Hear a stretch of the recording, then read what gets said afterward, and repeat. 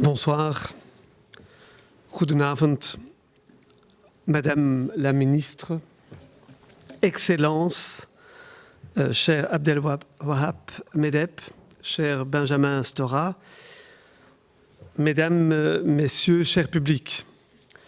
Je suis très heureux de vous accueillir ce soir ici au Palais des Beaux-Arts de Bruxelles pour cette magnifique collaboration entre le Palais des Beaux-Arts, la Fédération Wallonie-Bruxelles et la ministre Fadila Hanan, Simone Susskind, Leila Chaït et Action in the Mediterranean, Le Soir, et tant d'autres partenaires précieux.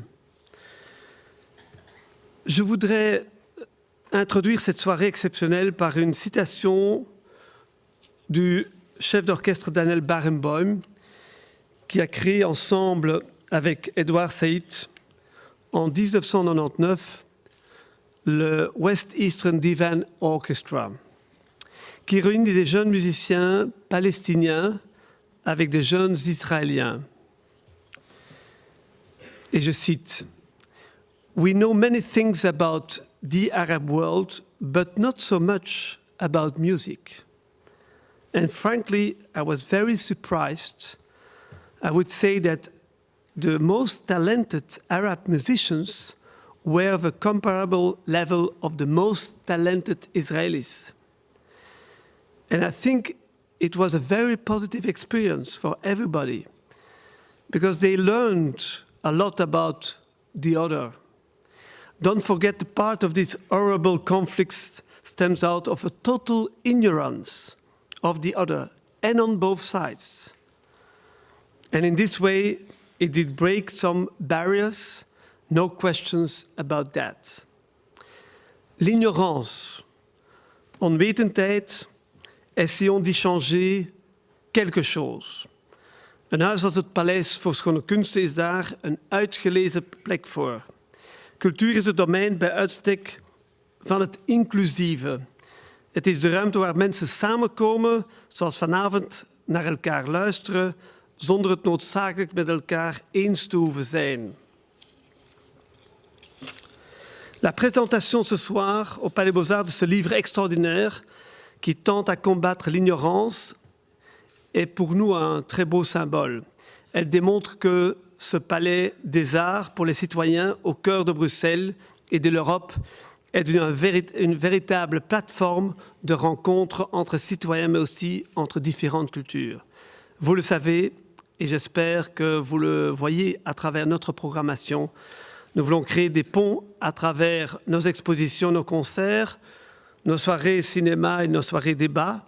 Et nous voulons proposer des visions diverses, créer des échanges et inciter à la réflexion sur toutes sortes de sujets qui touchent à la vie dans la société contemporaine.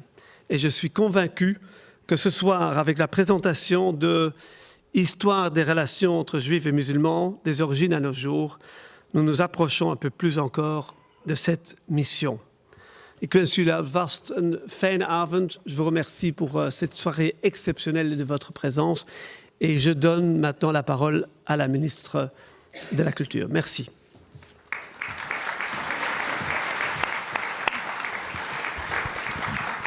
Merci, Monsieur le Directeur. Mesdames et Messieurs, en votre titre et qualité, ce qui vous sera présenté ce soir, ce n'est pas les actes d'un colloque ou le compte-rendu d'une réunion de spécialistes. Ce n'est pas non plus un état des lieux savant de notre connaissance des Juifs et des musulmans, leur manière d'être et de faire, leur histoire et leur sociologie. Bien plus qu'un exercice académique, l'ouvrage de plus de 1100 pages, riche d'informations rigoureuses et originales, est la pièce maîtresse d'un pont qui reste encore très largement à construire par-delà l'ignorance et le rejet de l'altérité. Un pont sur lequel juifs et musulmans, dans leur toute grande diversité, seraient invités à circuler, à se rencontrer, puis à parler ensemble, dans une même langue, de sujets qui fâchent comme des sujets qui rassemblent, de leur histoire en partie commune et de l'actualité qu'ils partagent largement. Merci Benjamin Stora, merci Abdelwahab Medeb, merci à votre équipe composée de chercheuses et de chercheurs de très grande qualité. Merci d'avoir initié et mené à bien ce projet colossal, celui d'appréhender et de donner à comprendre dans un même mouvement 14 siècles de relations entre les Juifs et les musulmans. Il aurait été plus confortable de se limiter à décoder et confronter les textes religieux, doctrinaux, historiques. Mais vous avez voulu que le laboratoire du chercheur féconde le sens commun du citoyen. Et vous avez choisi d'éclairer les relations nombreuses, complexes, changeantes entre des groupes sociaux qui, selon les lieux et les époques, ont été tantôt fraternellement unis et tantôt ravagés par de terribles conflits. Ce projet important est une entreprise de connaissance et de reconnaissance des uns et des autres. Elle est utile et précieuse, tant pour le débat public que pour la recherche. Comme vous l'indiquez dans votre introduction avec cet ouvrage, chacun sera en mesure d'établir le bilan du contentieux en fabriquant le compromis qui l'aidera à tracer les voies de la réconciliation. Il n'y a certes pas de lien de causalité entre connaître l'autre et mieux vivre ensemble, mais l'un ne peut aller sans l'autre en ces temps où les paroles de haine et les comportements du mépris ont tendance à se banaliser. Ce pont entre les juifs et les musulmans que vos travaux contribuent à construire est plus que jamais indispensable. Avant de laisser la parole, je voudrais saluer l'organisatrice de cette soirée, notre amie Simone Susskind, et aussi en profiter pour saluer notre ambassadeur Leïla Chaïd, militante toutes les deux infatigables pour la paix, une paix juste et durable en Palestine et en Israël, pour la convivialité aussi de l'échange ici en Belgique. Et je voudrais encore remercier Béatrice Delvaux qui va animer cette soirée. Je lui souhaite plein de choses positives pour cette belle soirée. Tout de suite, parce que c'est temps pour ce débat. Merci.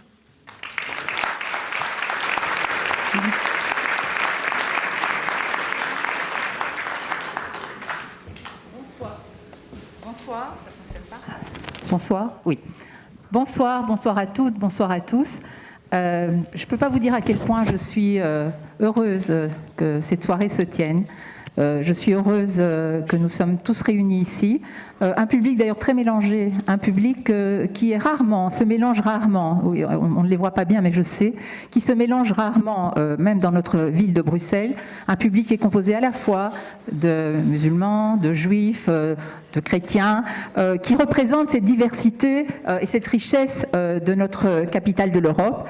Et je pense que déjà, c'est une réussite en soi que d'avoir pu organiser cet événement. Je voudrais tout d'abord remercier Fadila Lanan, c'est grâce à toi Fadila que nous sommes en mesure d'être dans cette salle et d'avoir pu inviter Abdelwahab Medeb et Benjamin Stora, donc merci pour ton soutien. Et ce qui m'a interpellée quand j'ai vu l'annonce de la parution de ce livre, c'est justement cette volonté de se confronter et de réfléchir à cette vie qui a été une vie de convivience riche, pas toujours heureuse, pas toujours idyllique, comme certains ont eu tendance à la présenter. C'est pas le El Andalus mythique dont on a parlé ou dont on parle, mais c'est quelque chose de tellement riche et de tellement une longue histoire de vie commune avec beaucoup de proximité qui n'a pas du tout existé entre le monde juif de l'Europe orientale et les communautés et les pays dans lesquels ils ont vécu, que ce soit en Pologne, que ce soit en Roumanie, en Russie. Donc il n'y a pas cette mémoire négative que les Juifs ont de leur passé en Europe de l'Est. Il y a une mémoire finalement très positive, avec beaucoup d'échanges, avec beaucoup de communication, même si tout n'a pas été idéal. On sait que la dimitude a existé, etc. Donc moi, j'ai été interpellée quand j'ai vu que ce livre venait de paraître, et je me suis précipitée à Paris pour voir l'initiateur de ce livre qui est ici, Jean Moutapa, des éditions Albin Michel, qui a mis en place ce projet et qui a permis la parution de ce livre, et qui d'ailleurs, vous devez le savoir, est paru simultanément en anglais. Donc, ce qui est un événement en soi aussi, aux États-Unis, à Princeton University Press.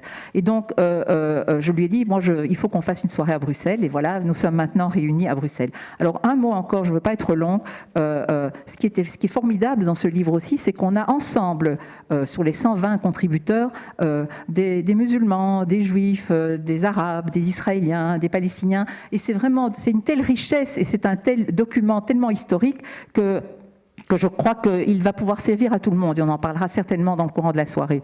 Et donc je remercie tout particulièrement d'abord Béatrice Delvaux d'avoir accepté d'animer la discussion de ce soir. Je remercie Abdelwahab Medeb et Benjamin Stora d'être avec nous ce soir, et je remercie Leïla Chaïd parce que je pense que c'est très important qu'avec nous, elle participe à cette réflexion. Merci et bonne soirée.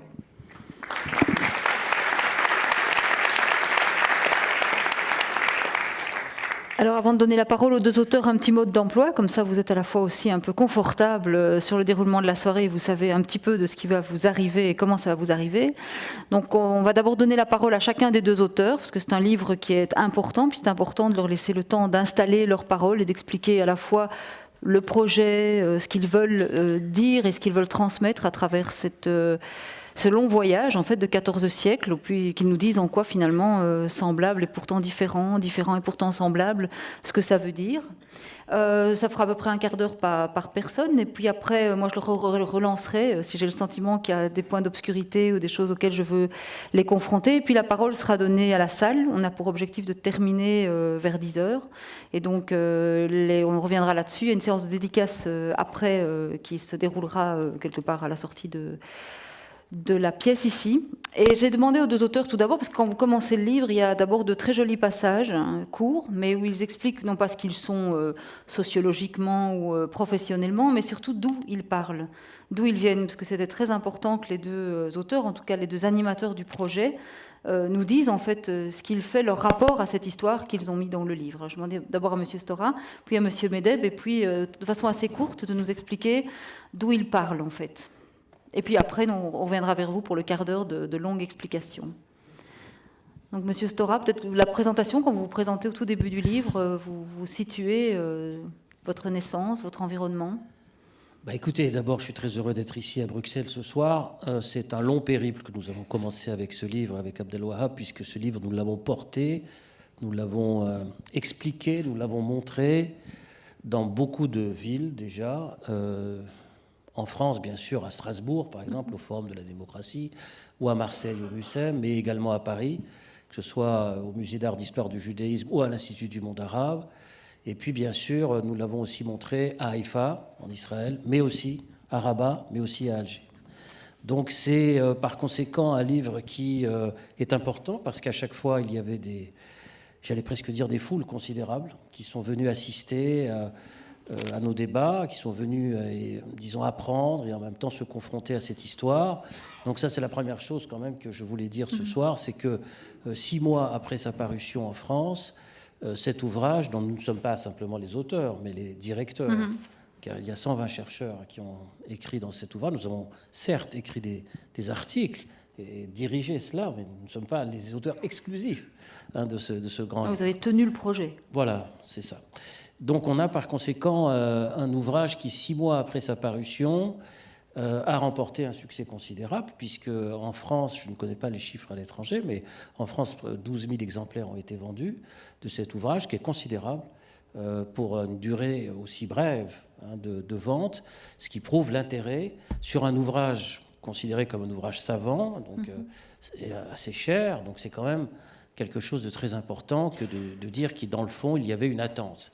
C'est que derrière les cris, derrière les affrontements, derrière tout ce qui peut se produire et dont on parlera bien sûr ce soir, il y a quand même, dans le succès de cet ouvrage, eh bien, il y a incontestablement une espèce d'attente et de volonté de savoir et de comprendre ce qui s'est joué dans cette relation extrêmement longue entre juifs et musulmans, mais en même temps ce qui s'est joué dans à la fois la convivialité puis aussi la séparation et les affrontements, bien sûr, qui existent, et il ne sert à rien de le nier. Donc voilà, ça c'est, disons, dans cette introduction très brève que je voulais simplement situer disons, le propos de ce soir, en essayant de répondre à votre question, et qui fait partie de l'introduction, en fait, parce que cet ouvrage, c'est aussi le fait d'une génération qui a connu cette histoire. C'est-à-dire que lorsque nous avons été amenés à rédiger l'introduction de cet ouvrage avec Abdelwahab, eh bien, nous nous sommes aperçus, bien sûr, que lui et moi, nous étions, dans le fond, peut-être les derniers représentants d'une génération qui avait connu, disons, cette convivialité, cette forme d'existence commune entre juifs et musulmans dans des villes, dans des quartiers, qui n'existe plus aujourd'hui.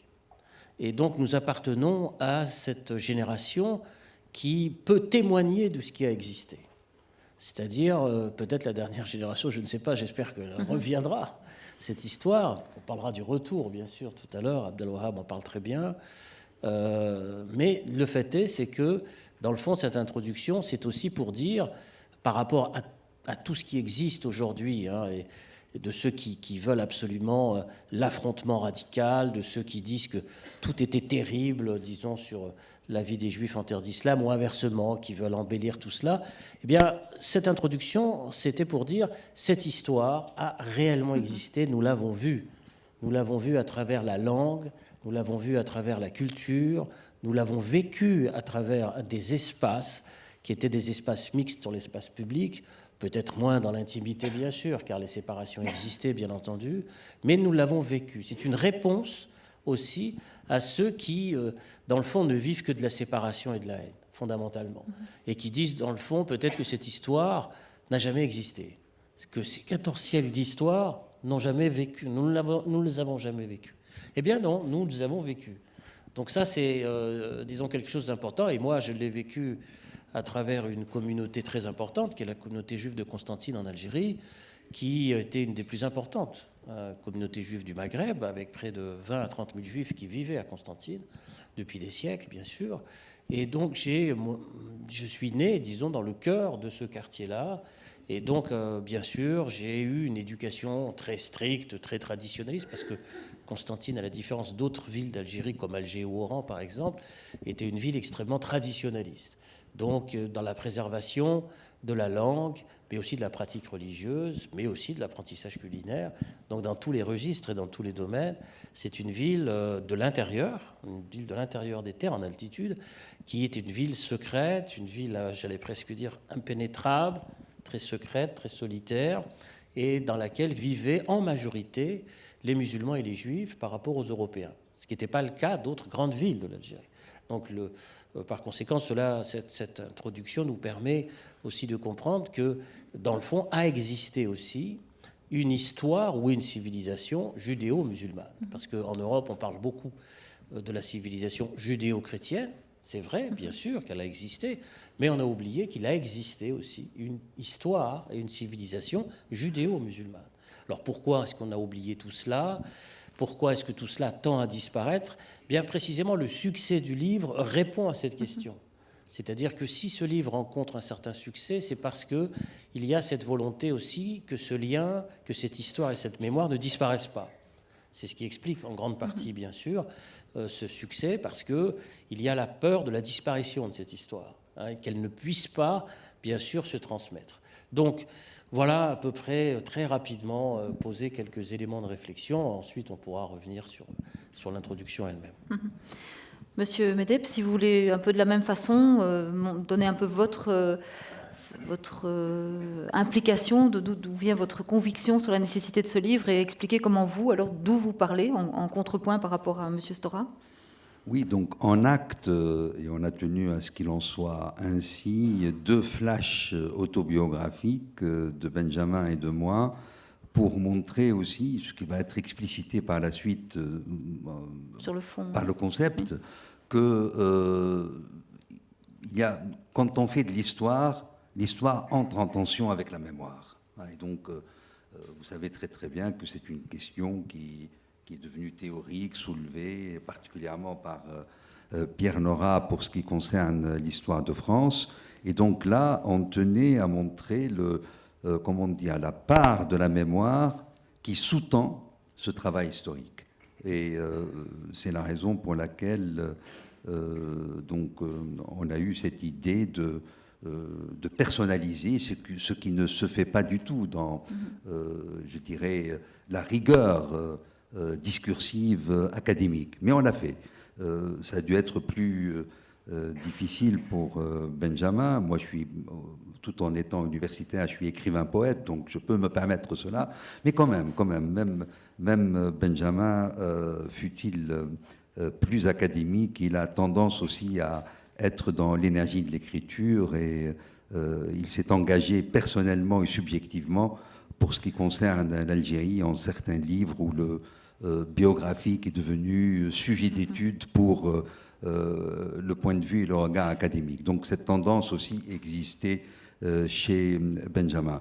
De mon côté, je viens donc d'un milieu théologique traditionnel, une famille de ulama, de ces Zulema, donc de l'islam, la toute dernière grande génération de la Zitouna étant cette mosquée université qui était un des 3 hauts lieux de la transmission du magistère sunnite avec la Qaraouine à Fès et El-Azhar au Caire, une vénérable institution fondée au IXe siècle. Nous avons une magnifique architecture qui était un des lieux de mon enfance, et je dis bien que j'ai grandi dans une maison qui était une ruche coranique, et lorsque je frôlais les synagogues, j'étais très très surpris par une rumeur liturgique qui était à la fois si proche et si différente, mais pas si différente que cela, parce que vous savez, la psalmodie et le chant qui met en branle le texte et la lettre annule presque le rapport au signifié, parce que on est plus porté par la scansion et il y a comme une neutralisation du signifié par le signifiant étant cette fois-ci la voix. Et le signifiant était exactement de même nature, était le même, qu'il fût donc une vocalisation à partir de l'hébreu ou de l'arabe. Et c'était pour moi tout à fait fascinant, et immédiatement j'entrais intuitivement dans cette problématique du différent dans le ressemblant, de tout cet enjeu entre le ressemblant et le dissemblable, entre l'identique et le différent. Et c'est là où, donc, dès l'enfance et par lui, outre tout le reste, outre la présence d'un oncle aussi de la famille qui était le Amin, c'est-à-dire le prévôt du corps des métiers des orfèvres, et dans le corps des métiers des orfèvres, il y avait beaucoup de juifs, beaucoup d'artisans juifs, et qui nous rapportaient tout un rapport avec la judéité. Donc il y avait quelque chose qui interrogeait. Et c'est pour cela qu'on peut dire que dans cette cohabitation, dans cette convivence dont je fus le témoin dans les années 1950, à quelques années de différence, je suis l'aîné de quelques années de Benjamin, nous avons vécu une enfance au Maghreb dans les années 50, avec le colonialisme finissant, et pour la Tunisie, déjà le recouvrement de la souveraineté, puisque l'indépendance de la Tunisie a eu lieu en 1956, et que donc je sentais d'une manière très forte que le rapport entre juifs musulmans, juifs arabes, concernait et impliquait ce que j'appellerais l'épreuve d'une altérité intérieure. Voilà. Merci. Alors, Monsieur Stora, donc, je vais vous laisser maintenant un peu de temps, parce que à la fois je pourrais commencer par une question, mais j'ai surtout envie de vous laisser le temps de nous expliquer ce qui vous paraît le message prioritaire que vous voulez livrer de votre livre ici. Parce que à la fois nous on a envie de vous demander de nous dire les ressemblances, de nous rappeler les ressemblances, ou de nous dire ce qui fait finalement, est-ce que la relation est fatalement difficile et pourquoi elle est devenue fatalement difficile. Mais je préfère que vous, dans cette partie-ci, que vous nous disiez un peu, sur les 10 minutes que nous avons devant nous avec vous, que vous nous disiez ce qui pour vous est le message cœur que vous voulez qu'on retienne ici de ce voyage. Alors, ce livre est divisé en 4 parties. Donc, il y a 3 parties chronologiques et puis une partie transversale, dont s'est occupé d'ailleurs Abdelwahab. La transversalité concerne essentiellement la langue, la culture, la poésie, la littérature, la philosophie, etc. Alors que les 3 parties concernent directement l'histoire, c'est-à-dire les origines. L'origine, bien sûr, entre les religions, les grandes religions monothéistes que sont le judaïsme et l'islam. Et puis ensuite, une seconde partie qui est consacrée à la question, disons, de cette vie commune à travers l'Andalousie et l'Empire ottoman, donc avec la direction de cette partie qui a été faite par Gilles Weinstein, qui était professeur au Collège de France et qui nous a quittés récemment l'an dernier, et qui est un personnage très important, un des grands spécialistes de l'Empire ottoman, mais également de Mark Cohen, qui est professeur à l'université de Princeton et qui est un spécialiste de l'histoire de l'Andalousie et des relations judéo-musulmanes. Et puis enfin, la 3e partie dont je me suis particulièrement occupé et qui concerne le 19e et 20e siècle, donc qui est la partie la plus difficile, c'est-à-dire celle qui va aboutir à la séparation qu'on connaît, mais avec une particularité dans cette troisième partie, c'est qu'elle a aussi vu la contribution de deux historiens, deux grands historiens d'ailleurs. L'un est israélien et l'autre est palestinien, Elias Samba, qui a écrit un très bel article sur la Palestine, et puis Denis Charbit, qui est professeur à l'université de Tel Aviv, donc qui ont été aussi au cœur, j'allais presque dire, de la mêlée de cette histoire. Alors pour en revenir et pour répondre à votre question sur la partie qui m'intéresse, moi c'est la dernière partie, c'est ce qui est la partie importante, on peut revenir à une part autobiographique sur cette troisième partie, parce que Abdelwahab disait tout à l'heure, j'ai été dans une sorte de ruche coranique, la zitouna, et la question religieuse, avec le lieu, disons, du religieux comme lieu de l'apprentissage. Eh bien, la différence avec moi, c'est que moi, j'ai pu apprendre la religion juive, le Talmud Torah, mais dans une école qui était l'Alliance israélite universelle. C'était l'Alliance. C'était pas précisément un lieu exclusivement religieux. Alors pourquoi cette différence biographique ? Eh bien, parce que nous avons, à travers cet itinéraire qui est le mien, enfant, déjà la séparation qui s'opère dans le rapport à l'Europe, le rapport à l'Occident, le rapport à la France, pour être précis. C'est-à-dire qu'il y a, y compris dans l'apprentissage religieux, un rapport qui s'est formé dans un couple qui n'est plus exclusivement celui de l'Orient, mais qui est celui du rapport à la France. Donc c'est déjà quelque chose de très différent. Alors je mentionne cette question-là autobiographique parce que les questions de séparation, on les a vues essentiellement récemment dans les temps que nous connaissons, les temps présents, essentiellement à travers ce que nous avons vécu. Nous y reviendrons s'il y aura des questions, bien sûr, notamment avec la présence de Leïla Shahid ce soir, sur la question du conflit israélo-palestinien qui effectivement pèse très lourdement sur cette histoire. Mais plus fondamentalement, et ce que montre ce livre, c'est que cette séparation, en fait, et dans le rapport à l'occidentalisation ou l'assimilation culturelle, est bien antérieure. C'est-à-dire que la question de la séparation, eh bien, elle se fait déjà dans le XIXe siècle, donc bien avant cette question que nous connaissons tous du grand conflit israélo-palestinien. C'est-à-dire que le livre aussi met en rapport le problème, disons, d'une différenciation qui s'opère dans cet univers, dans le fait que pour la communauté juive, il y a la volonté, disons, d'accéder à une forme de citoyenneté politique qui est introduite par l'intermédiaire du système colonial d'ailleurs, et notamment, bien sûr, on en parlera si on a le temps, le fameux décret Crémieux en Algérie, qui aura une influence énorme sur l'ensemble du monde méditerranéen, c'est-à-dire qui naturalise en fait les Juifs d'Algérie de manière automatique, sans même qu'ils le demandent d'ailleurs.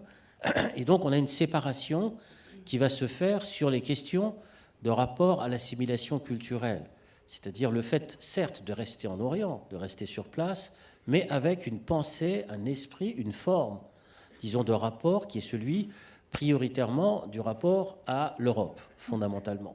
Et cette question-là, peut-être, n'a pas été suffisamment étudiée. C'est-à-dire que cette séparation, elle va se faire naturellement de manière très rapide, puisque ça commence véritablement dans les années 1850, 1870, 1880, en Orient, par l'intermédiaire, bien sûr, de cette nationalité française donnée à cette minorité particulière que sont les Juifs d'Orient, mais pas simplement, parce que ce qu'on va assister aussi, c'est que la forme du rapport à l'Europe et à l'assimilation culturelle va passer par d'autres canaux, et pas simplement par les canaux introduits par l'ancienne puissance coloniale, mais aussi par le biais du républicanisme, du marxisme, de l'internationalisme, du communisme.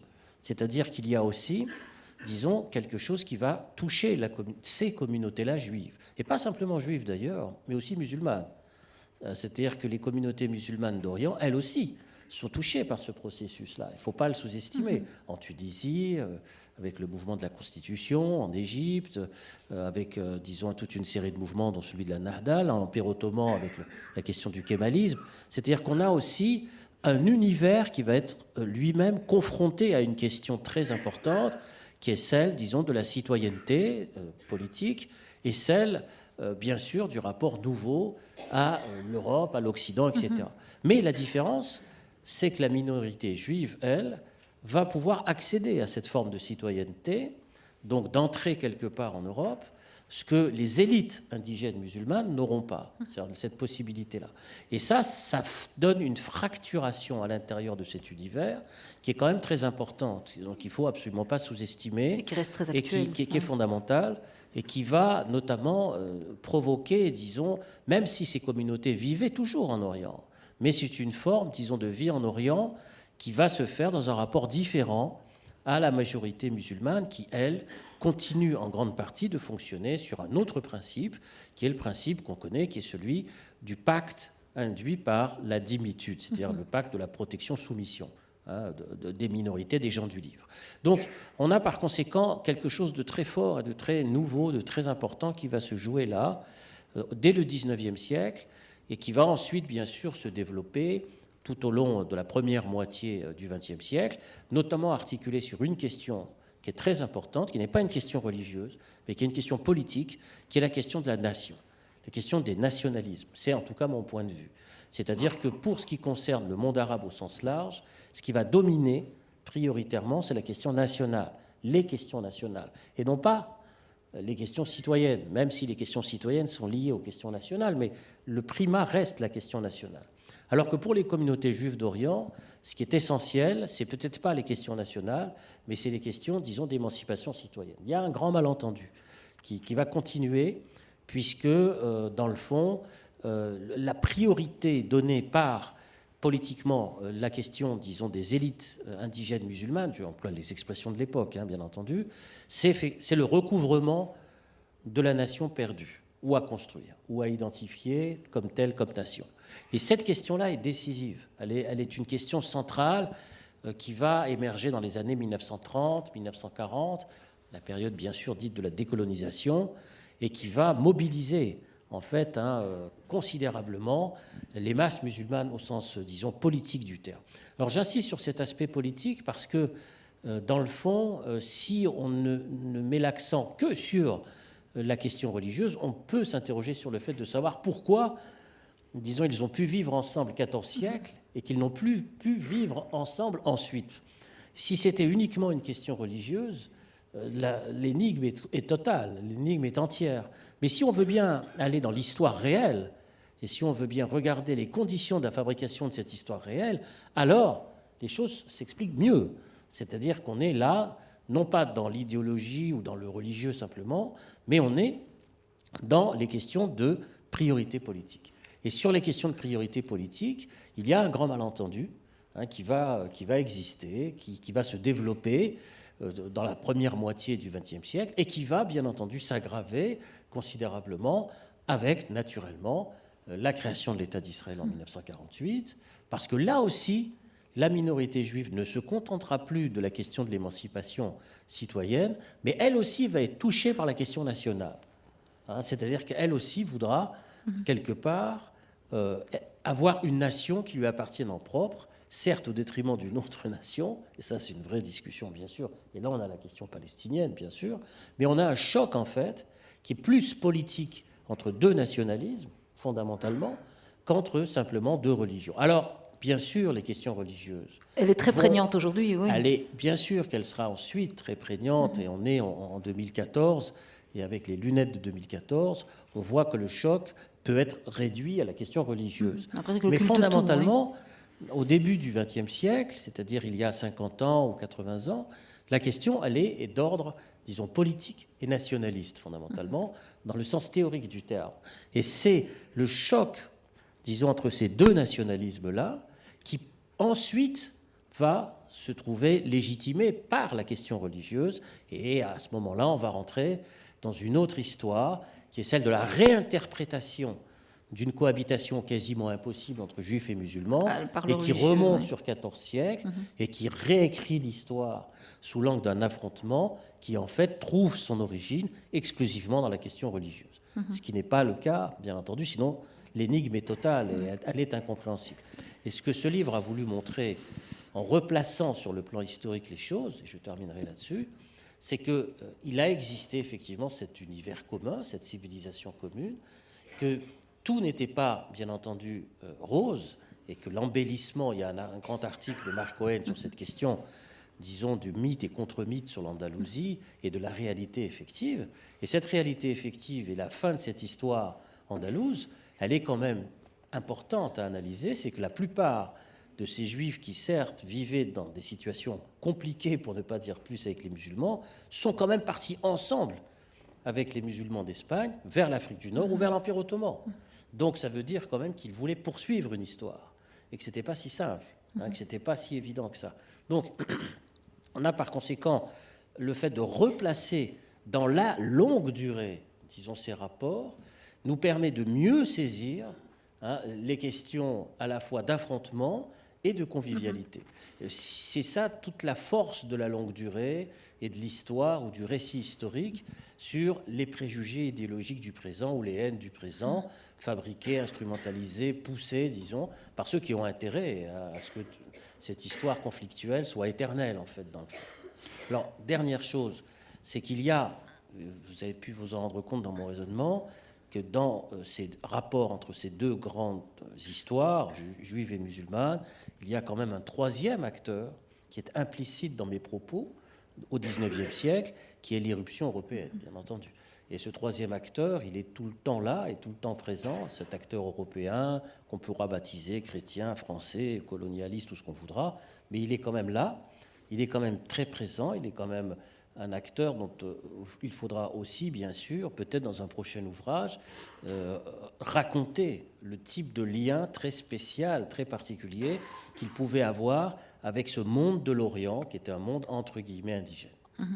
Ce qui est intéressant, c'est que souvent, nous, comme Européens, on voit souvent l'histoire inversée, c'est-à-dire le gros chapitre européen et un tout petit chapitre consacré à l'Orient. Ici, le voyage nous fait faire le trajet inverse et nous rend aussi, parce qu'on a souvent tendance à dire c'est leur problème, nous on essaye d'arranger les choses, et en fait on se rend compte qu'on a une implication extrêmement importante, comme vous la resituez aussi précisément au XIXe siècle. Alors je ne sais pas si M. Bedeb va nous amener dans les moments de convivence, mais c'est vrai que les passages dans le livre, c'est pour ça que le livre est un voyage à la fois long, intéressant, mais surtout très beau par moments et très heureux à certains moments, parce que les passages de convivence, on y trouve d'autant plus de plaisir qu'on a beaucoup plus en tête le conflit que l'harmonie, mais on se rappelle aussi, et pour nous c'est très important, qui croyons toujours qu'on est une civilisation qui a presque fait naître la civilisation, c'est qu'il y a eu des moments très importants de notre présent qui se sont passés dans cette relation commune. Donc je ne sais pas si vous voulez nous emmener dans ces moments entre guillemets de paradis, ou si vous voulez nous donner un autre point de vue. Je vais vous proposer un exercice technique, mais je serai très pédagogique, qui démontre en acte ce qu'il peut en être et qui devrait être constitutif et qui devrait être au fondement de toutes nos identités. Face au judéo-christianisme, Benjamin a proposé un islamo-judaïsme ou un judéo-islamisme qui fonctionnait et qui a fonctionné historiquement. D'évidence pour nous aujourd'hui, il faut penser à la notion de islamo-judéo-christianisme. Et c'est pour moi un des enjeux de pensée, d'écriture et d'être. C'est pour cela que lorsque Jean Moutapa m'avait proposé de co-diriger avec Benjamin ce travail, j'ai immédiatement dit oui, parce que immédiatement j'avais le pressentiment que ça pouvait aussi servir la démarche qui est la mienne, que je pourrais conduire cela. Je vais m'entendre. Vous allez m'entendre. C'est-à-dire, pour moi, on est être de maintenant, homme du XXIe siècle, dans l'aventure absolue, regardant en face, et comme écrivain, comme poète, comme citoyen, et dans une espèce d'enjeu de devenir, et vraiment mettant sur la table et croyant et jouant à fond la cosmopolitique kantienne, c'est-à-dire être à l'horizon du monde. Être homme de la traversée, homme de la sortie. Évidemment, au départ, maintenu dans déjà la configuration de son identité. On ne part pas de rien, on part à partir d'un lieu et d'un centre. Et d'ailleurs, la raison pour laquelle j'étais heureux de travailler avec Benjamin, parce que à partir du lieu qui est le sien, il est lui aussi homme de la traversée et homme justement de l'entre-deux, homme de la circulation transfrontalier. Mais cette aventure, ce regard vers l'avenir, je ne l'envisage pas et je ne le conçois pas sans ce que Maurice Blanchot appelle l'entretien avec les morts. Et cet entretien avec les morts peut concerner des morts qui ont parfois 2000 ans d'âge. On peut être ou même plus. C'est-à-dire comme la manière avec laquelle on s'entretient, on discute, on est concerné, on améliore sa réflexion et son être dans le monde en se faisant comme Heidegger, s'entretenant au quotidien et au plus fort avec Héraclite, avec les présocratiques. Et un des enjeux, sachant, connaissant ce qu'il en est de l'ancien arabe, je sais que cet ancien arabe peut nous aider dans ce travail. Sauf que cet ancien arabe est exclu. Et c'est ce que la démarche et ma raison d'être en Europe et en écriture de langue française, c'est de restaurer, de ramener ce référent arabe. Culture d'Islam est faite pour cela. Lorsque j'étais à l'université et que j'ai enseigné le comparatisme et que j'ai créé le comparatisme interculturel, alors que la littérature comparée est profondément intra-européenne, dans le rapport donc Europe-Islam, c'était toujours dans cette perspective désenclaver la référence de langue arabe, de l'ancienneté arabe, et lui donner sa chance pour nous aider à affiner, à améliorer notre mode de pensée, notre manière d'être, tout autant que la chose grecque, tout autant que la chose chinoise, les multiples anciennetés qui ont à nourrir un devenir et une aventure de pensée et d'être. Et sachant que les Juifs ont été performants en langue arabe à l'époque médiévale, qu'ils ont produit au moins une trentaine de chefs-d'œuvre, ce qui est énorme, en langue arabe, et que tout cela est oublié, je savais que par ce travail-là, nous aurons à restaurer et à rappeler cela. Je rappelle que la performance et la compétence des Juifs en langue arabe a commencé très précisément avec la naissance de la théologie spéculative, ce qu'on appelle en arabe le kalem, par contamination du kalem, avec donc Sa'diya Gaon el-Fayoumi, c'est-à-dire l'homme du Fayoum, qui a été actif et qui a travaillé à Bagdad au IXe siècle, à l'époque donc de ce Bagdad cosmopolite international, et donc il avait traduit déjà la Bible en langue arabe et qu'il a créé donc la théologie spéculative, cette théologie spéculative qui a été inventée par un juif, Philon d'Alexandrie, du 1er siècle de notre ère,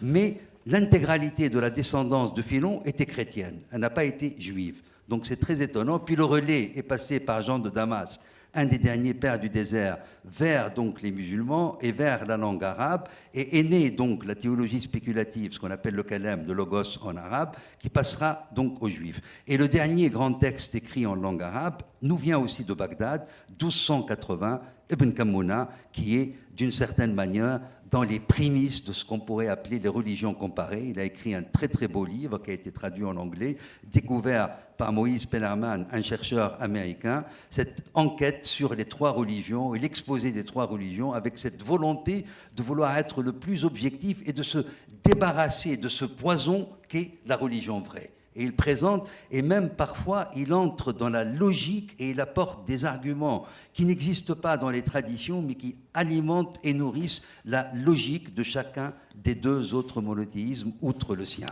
Et je voudrais là mettre en exercice et en exemple cela à partir d'un texte donc écrit par un juif en langue arabe et qui appartient à ses chefs-d'œuvre, qui date de la fin du XIe siècle, qui nous vient du génie donc andalou, Al-Hidayah ila fara'id al-qulub wa tanbih ala lawazim al-dama'ir, qui a été écrit donc par Ibn Pakhouda de Saragosse, l'andalou, texte donc du XIe siècle, qui est traduit d'ailleurs en français, Le devoir des cœurs, un texte absolument majeur et important, où là aussi un juif décide de créer l'ésotérisme, décide de créer ce qu'on appelle en arabe ilm al-batin, par rapport donc à ilm al-zahr, cette dualité entre donc l'apparent et le caché, l'exotérique et l'ésotérique, une dualité en tension qui a été très très forte dans la spéculation islamique, et s'interroge au départ pourquoi nous n'avons pas eu ça dans la tradition juive, et se demande si son invention va être légitime ou non. Et à partir de là, donc, il nous cite un très grand nombre de versets bibliques pour dire que c'est légitime, que cette quête de l'intériorité, que cet appel à l'expérience intérieure, c'est dans le texte biblique, et donc c'est légitime de le créer.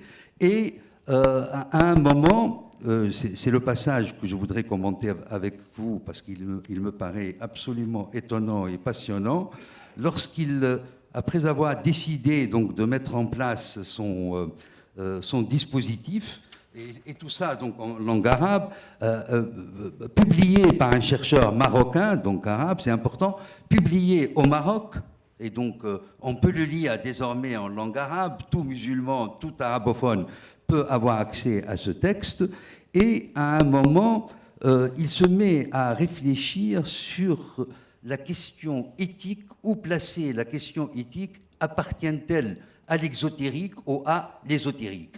Et il réfléchit sur la question donc du mal et comment, à un moment, le mal peut être au centre et comment il peut attirer. Il peut être constitué une attirance et de la difficulté de le dépasser. Et je retrouve donc une citation que je vous dis donc à ce moment-là, ceux donc qui se confrontent au mal et qui n'arrivent pas à le dépasser, il dit d'eux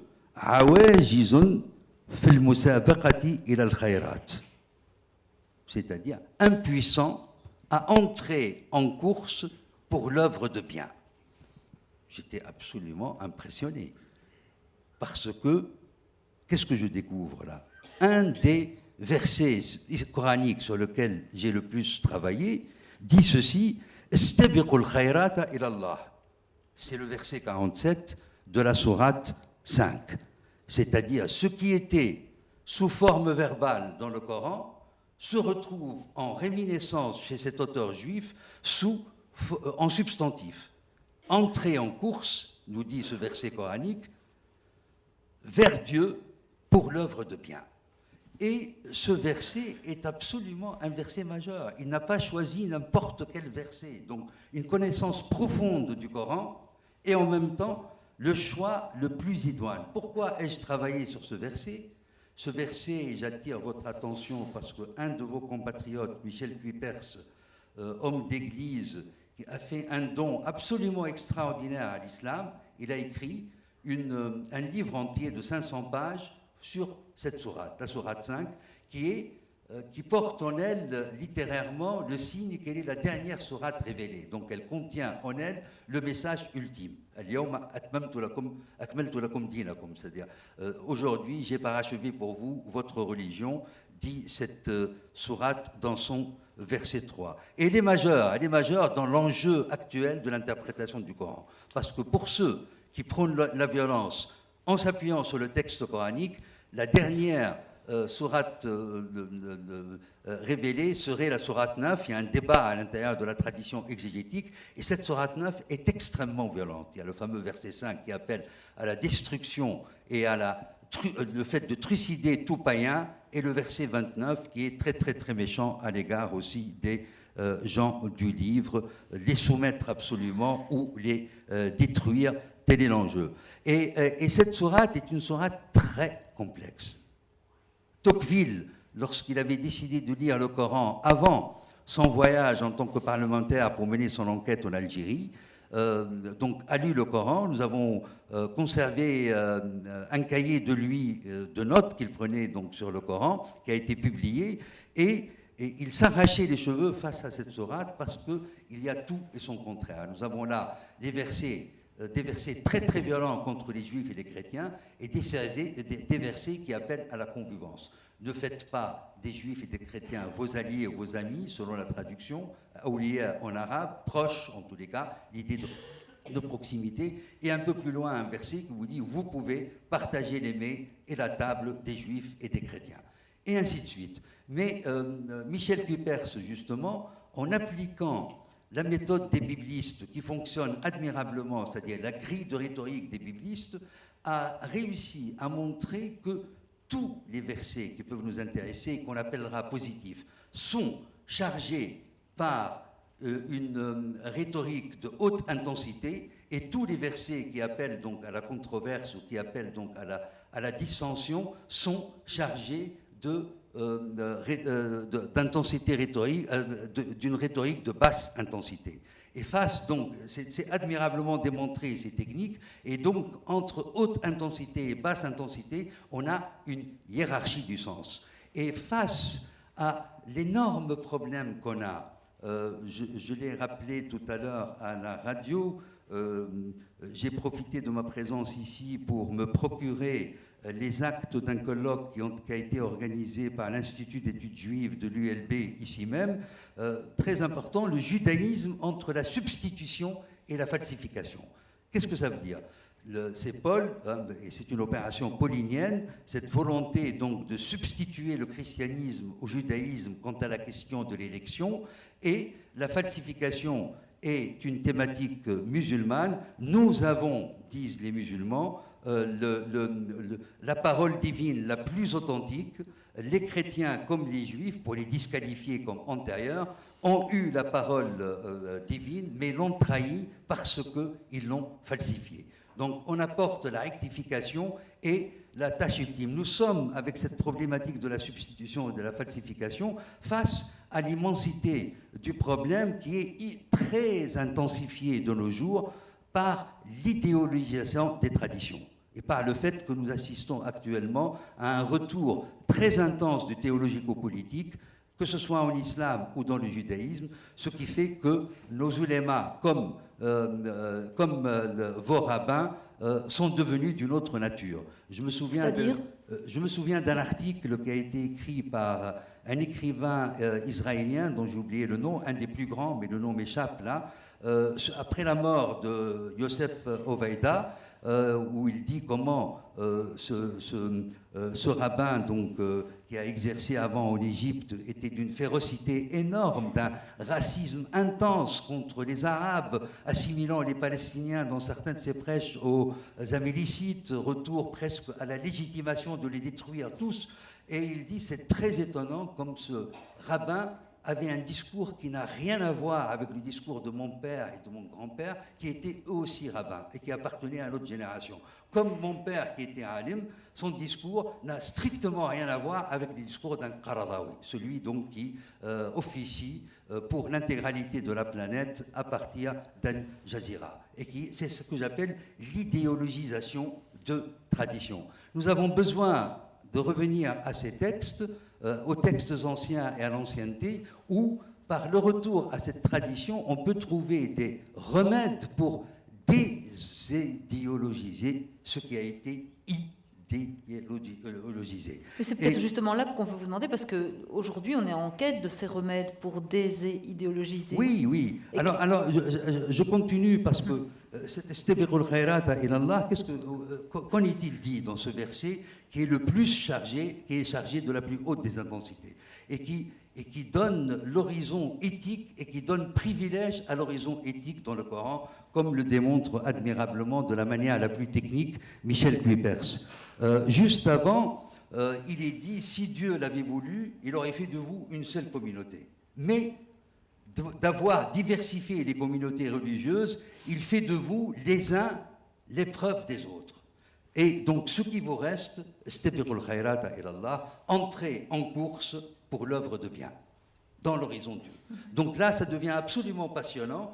Et ce que dit Michel Cuypers, c'est que cette sourate et le fin fond de cette sourate, qui implique et qui engage et qui réfléchit sur les trois alliances, propose ce que Michel Cuypers appelle une théologie des religions, qui va pulvériser totalement la question de la substitution chrétienne, la question de la falsification musulmane, et qui énonce, cette théologie des religions énonce la nécessité de se supporter et de cohabiter ad aeternam.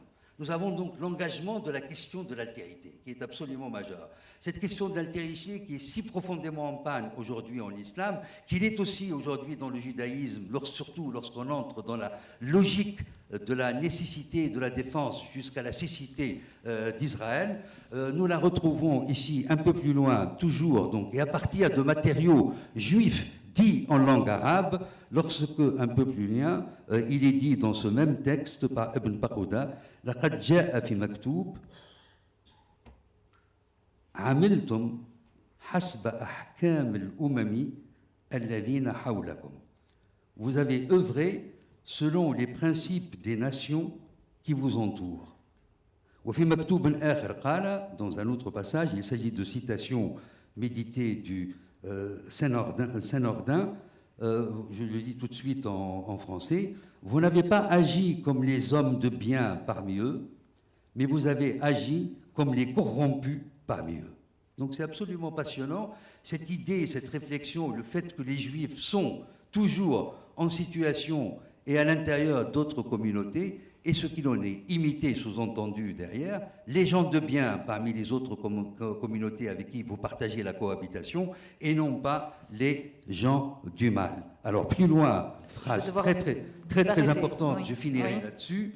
كل من تفوه بحكمة وإن كان من الأمميين وإن لم يكن يهوديا فهو حكيم. Voilà qui est très beau. Quiconque profère une sagesse, fût-il goy, acquiert le statut de sage.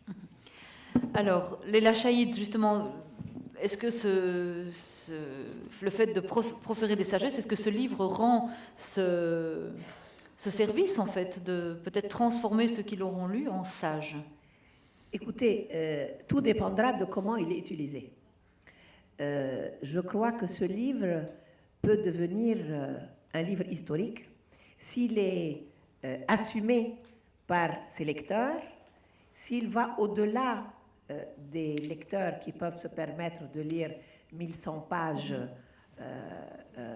au prix où il est vendu, il n'est pas excessivement cher grâce à Albin Michel, mais je veux dire que je crois que les auteurs, avec les deux directeurs scientifiques, nous ont donné un trésor qui peut changer beaucoup de mentalités si nous savons l'utiliser, s'il circule dans nos écoles, dans nos centres culturels, dans nos débats, dans nos universités.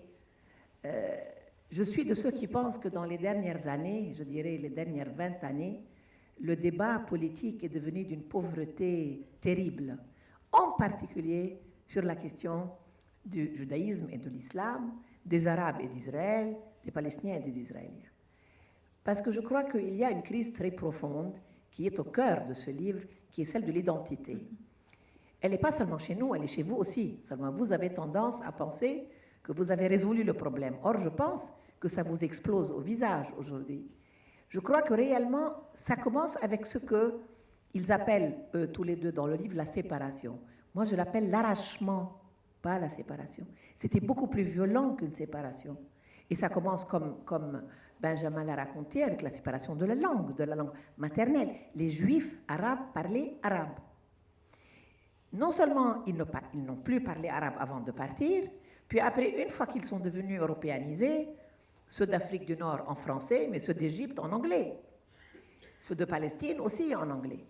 Et la vague qui vient après, c'est qu'ils sont arrachés au corps arabe, au corps social.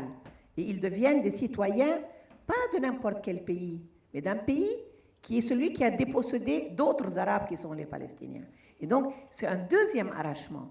Et ce n'est pas seulement vécu par les Juifs qui partent comme un arrachement, c'est vécu aussi par ceux qu'ils quittent, ça veut dire les Algériens, les Marocains, les Syriens, comme aussi un lâchage, une trahison, parce qu'ils quittent aussi leur nation. Et que ceux dont parle Abdel Wahab dans des termes magnifiques de poète et aussi de connaisseurs des livres saints, c'est une mémoire enfouie de chacun. C'est ça, pas pour les intellectuels seulement. C'est une mémoire vécue physiquement par les gens. Moi, je l'ai beaucoup vécu au Maroc dans les années où j'ai vécu au Maroc. Et j'ai vécu 13 ans au Maroc. Et je reviens du Maroc avec tous les deux, parce que nous avons aussi présenté ce livre à la foire du livre au Maroc.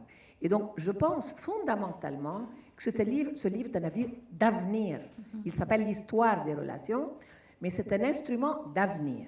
Nous sommes dans une crise très profonde, non seulement nous, Israéliens et Arabes, ou Juifs et musulmans, mais aussi les Européens. Parce que lorsqu'on voit ce que disent aujourd'hui certains sur l'identité, comment ils parlent de ceux qui traversent la mer pour arriver sur les côtes de cette citadelle qui s'appelle l'Europe, on voit qu'il y a une vraie crise. Est-ce que c'est ça qu'a produit la philosophie des Lumières? Des gens qu'on traite comme s'ils étaient des orang-outans qui traversent la mer et qui menacent la pureté de l'espace européen. Et donc je pense que ce livre, parce qu'il va au cœur de ce qui a été occulté, parce qu'on nous a beaucoup parlé, comme a dit Benjamin, de la civilisation judéo-chrétienne. Nous n'avons pas dit qu'elle s'est terminée par quelque chose de terrible qui s'appelle un génocide. Et que la civilisation judéo-musulmane s'est terminée par un arrachement, mais pas par un génocide. Et je crois qu'aujourd'hui, réellement, dans les problèmes que vous vivez, vous, en Belgique, dans certains endroits où on a l'impression que l'histoire des relations judéo-musulmanes a toujours été antagonistique, mais aussi en France, où nous avons des discours comme ceux de M. Dodonné qui exploitent l'absence de connaissances dont parlait tout à l'heure Paul Dujardin, en pensant qu'ils sont en train de jouer leur rôle de musulmans. Je crois qu'il est primordial de répondre à tout ça, inclus à ce nouveau négationnisme qui instrumentalise les jeunes issus de l'immigration, par ce travail de connaissance. Mais il faut qu'il aille au-delà du cercle de ceux qui peuvent aller le chercher dans une librairie. Il faut qu'il devienne un instrument de redéfinition de ce que nous sommes, dans notre diversité, que ça puise dans la mémoire. Ce dont parle Abdel Wahab, c'est une mémoire que nous portons en nous. Même les analphabètes, les chants dont ils parlent, les gens les répétaient dans la synagogue, ils continuent à les répéter. Moi, j'ai été au Festival des Sawera et j'ai vu le grand rabbin Luke arriver de Los Angeles, chanter comme il chante dans sa synagogue à Los Angeles et de dire Allahu Akbar à la fin de chaque chanson qu'il chantait. Et les 3000 Marocains assis étaient mesmérisés parce qu'il n'y a plus personne qui chante dans une synagogue et encore moins qui dit Allahu Akbar. Donc, c'est dire que réellement, moi je pense, et c'est pour ça que je suis là, je suis là parce que moi je veux que ces 1100 pages deviennent fadila, deviennent un instrument de travail dans les écoles, dans les quartiers. Je veux que Benjamin et Abdel Wahab qui vont m'assassiner prennent cet instrument dans les banlieues françaises. Je ne peux plus entendre parler d'un discours qui dit nous sommes antisémites, parce qu'il y a un discours antisémite malheureusement aujourd'hui, un néo-antisémitisme, parce que nous voulons être solidaires avec les Palestiniens. C'est de la supercherie. Eh bien, Dieudonné, il vague sur ça. Mais je dirais plus. Je crois que nous sommes à un moment clé de l'histoire. La vôtre et la nôtre. Le Nord et le Sud, l'Orient et l'Occident. Et que dans ce moment, nous venons de vivre des révolutions citoyennes. Les citoyens, ils sont exactement dans l'état d'esprit dont parle Abdel Wahab à propos des grandes civilisations. Parce que et l'islam et le judaïsme sont des civilisations aussi, et pas seulement des religions. Plus importantes que religions, civilisations. Et nous sommes à ce moment où plus personne n'a envie d'ériger des murs. Les jeunes, s'ils sont là, j'espère qu'ils sont là, les jeunes veulent être citoyens du monde, pas citoyens d'une tribu, ni d'une citadelle européenne. Et je pense qu'avec ce livre, parce que bien sûr le cœur du problème, c'est la coexistence fondamentale. Il n'y a pas d'autre question politique sur la coexistence que la israélo-palestinienne. Parce que c'est existentiel, ce n'est pas un conflit militaire, c'est plus qu'un conflit politique, c'est une tragédie grecque. Et qu'elle va au cœur d'une question qui a été celle qui a commencé avant nous, comme il dit, lorsqu'ils sont partis. Ils sont partis parce qu'ils étaient déjà européens. Donc les Européens ne peuvent pas nous dire ça ne nous concerne pas. Et donc je pense que c'est vraiment, si vous en prenez, vous, possession, si vous en faites un instrument de travail, et la pédagogie, eux, ils parlent beaucoup de pédagogie, ils n'ont pas prononcé le mot ici, mais tous les deux ont parlé de pédagogie à Casablanca, parce qu'on a besoin de pédagogie, parce qu'on est rentré dans une ère qui est celle de la propagation de l'ignorance. Tout à fait. Et pour toutes ces raisons, oui, je crois beaucoup dans ce livre. Oui, Leïla, c'est la question qu'on se pose. C'est sûr que je sais que, en tout cas, M. Medeb n'aime pas qu'on réponde à la question de Dieudonné, etc., parce que ça paraît, ou c'est peut-être caricatural, je ne sais pas, mais aujourd'hui, la question des rapports entre juifs et musulmans, elle se pose de façon extrêmement simplifiée à tous, de façon extrêmement propagandisée, et sans connaissance. Donc c'est vrai que moi j'ai envie de vous demander comment vous envisagez-vous que cet ouvrage, qui par ailleurs n'est pas complexe, en fait, c'est un livre qui se lit, je veux dire, il peut faire peur parce qu'il est gros, mais c'est une histoire, absolument, il est en support numérique. Comment vous voyez que ce livre peut être une réponse à des problèmes contemporains qui se posent dans des quartiers où la scolarité n'est pas grande, où les préjugés sont construits et où justement on profite un petit peu de la facilité de convaincre des jeunes ou des masses pour endoctriner. Et c'est vrai dans tous les camps. Hein. À un moment donné où, parce que vous faites l'histoire, moi j'ai envie de vous demander, est-ce que vous considérez que ce que nous vivons aujourd'hui est un des grands moments de danger pour ces deux peuples, ces deux communautés aujourd'hui? Parce qu'il y a autant d'islamophobie qu'il y a d'antisémitisme, on se surprend à en constater la violence dans les deux camps. Monsieur Storin. D'abord la question de la pédagogie peut-être. Comment vous pensez que votre livre peut toucher là où il doit toucher en fait? Écoutez, moi j'ai rendez-vous mardi avec les représentants du ministre de l'Éducation nationale en France, mardi prochain, c'est un scoop, pour que... mondial, oui. Pour que... Parce qu'on marche comme ça avec la presse. Absolument, il faut donner, sinon c'est pas possible. Et bon, ils ont beaucoup attendu, effectivement, parce que le livre est sorti il y a 6 mois. Vous savez qu'en France, il y a beaucoup de discussions sur ce qu'il faut mettre dans les sites et tout ça. C'est très compliqué. Poil, ici, vous avez une chance. Il y a des... Vous voyez, bon, je ne vais pas rentrer dans tous ces détails. Donc, il y a une espèce de frilosité qui existe sur comment l'éducation nationale peut s'emparer de thèmes, de sociétés, etc. Mais là, en l'occurrence... pour la première fois sur ce thème, parce qu'il y a urgence, parce qu'il y a tout ce que vient de raconter Leïla, je ne m'attarde pas sur ces questions-là, il y a la possibilité effectivement de porter ce livre par extrait sur le site officiel du ministère de l'Éducation nationale. Alors attention, ce ne sera pas non plus un livre officiel, parce que c'est toujours toute la difficulté. Donc ce ne peut être que des extraits, bien sûr, qui sont choisis ou sélectionnés, etc., mais portés à la connaissance des enseignants, c'est-à-dire des enseignants qui pourront utiliser ensuite ces extraits dans les classes, parce que c'est là que la bataille est la plus rude, la bataille est la plus difficile, la plus dure, notamment dans les banlieues françaises, notamment, on le sait, dans un certain nombre de villes, de Marseille à Toulouse, en passant par Paris et Strasbourg. Il y a toute une bataille, une pédagogie à avoir sur... le fait effectivement qu'il n'y ait pas cette supercherie dont tu viens de parler sur le fait que les combats politiques, qui sont des combats bien sûr qu'on peut comprendre, viennent être, disons, pas simplement récupérés, mais dévoyés en fait, hein, c'est-à-dire vers des impasses complètes, hein, dans des affrontements interidentitaires et intercommunautaires absolument épouvantables, dont rien ne peut sortir d'ailleurs, hein, si ce n'est le renforcement de la haine, si ce n'est celui de la séparation radicale et de l'affrontement terrible. Donc, pour la première fois, grâce à ce livre, effectivement, eh bien, toutes ces questions vont être portées à la connaissance du plus grand nombre d'enseignants dans le ministère de l'Éducation nationale. C'est une décision qui a été prise. Et récemment. Quel est l'accueil dans le monde arabe? Est-ce que vous avez... Alors ça, c'est encore une discussion. Oui, c'est une autre question, oui. Parce que des deux côtés, les unes derrière oui, les autres, absolument. Ouais, parce que c'est bon. Donc il y a ça en France qui est important. Je crois que c'est une grande première qui sera. Bon, on va voir les extraits qui vont être choisis, sélectionnés. Bien sûr, des historiens et qui seront portés encore une fois à la connaissance de tous les enseignants. Donc ça va être quelque chose d'important. Alors je ne sais pas ensuite quelles vont être les réactions. Attention, est-ce qu'il va y avoir des réactions? Ça va pas être simple, tout ça, etc. Mais quand même, on peut dire déjà que ce livre, on l'a présenté quand même, hein, à l'intérieur de la communauté juive, comme à l'intérieur de l'Institut du monde arabe, etc. Honnêtement, la qualité scientifique de ceux qui ont contribué, c'est quand même une garantie, quelque chose qui rassure. Parce qu'il y a une très grande, disons, homogénéité scientifique qui s'est exercée dans l'écriture de cet ouvrage, et donc c'est très difficilement contestable. Ça aussi, c'est important. On n'est pas dans l'idéologisation, mais on est effectivement dans la recherche des traces historiques réellement existantes. Donc ça, c'est quand même très important. Maintenant, pour le reste, l'accueil dans le reste, il y a, à l'intérieur de ce qu'on appelle le monde arabe ou le monde musulman au sens large.